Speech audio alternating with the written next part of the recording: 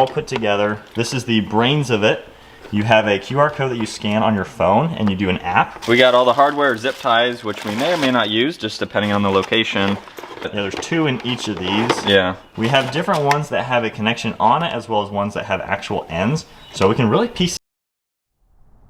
Alright guys, where everything is installed, I'm going to go ahead and go through the way I routed my cables.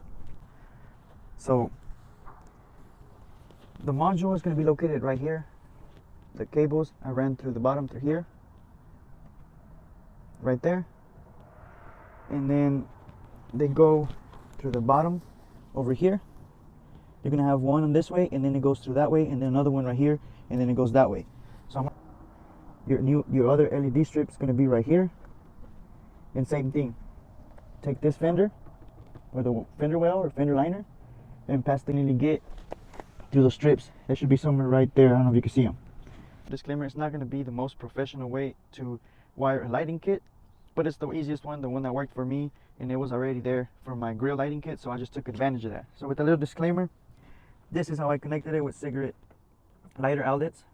I have a wire that runs through the cabin. It has a switch, and it comes to one of these, and I just bought a Y.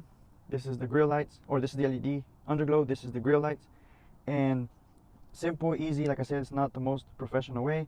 Now, if some people might say, what if water gets in there? Well, I have a switch in the cabin. I turn it off when it's raining, so I have no type of issues, and simple, just plug it in, right? So now the right way to connect it, if that's what you were looking for, is to tap in on the fuse here, just like that one. This is for my headlights, but one like this would work. This is where you get your power, and you can get any grounding point, any of those bolts here, or probably this one would work, and that's how you would ground it. So simple as that. Just, it's called add a fuse. You can buy it at Walmart. That's the right way, but I was just trying not to tap into my fuse box for everything, so that's the way I found the best for me. So that's the way I connected it. That way you can see how it looks. You can see this looks amazing. I love it.